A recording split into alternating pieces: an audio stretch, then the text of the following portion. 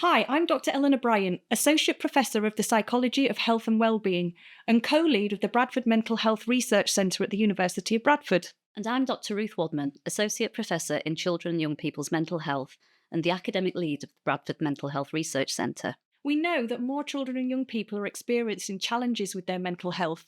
At this event, we'll be asking an important question. How can we move beyond simply responding to mental health problems and do more to prevent them in the first place?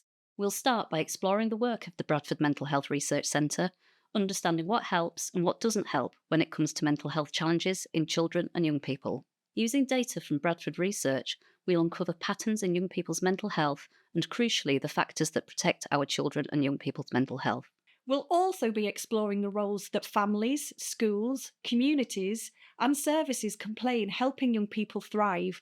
We want to understand how the people, places, and opportunities within communities can help young people feel connected and supported. You'll hear from our research team at the Bradford Mental Health Research Centre who have been working closely with Bradford communities.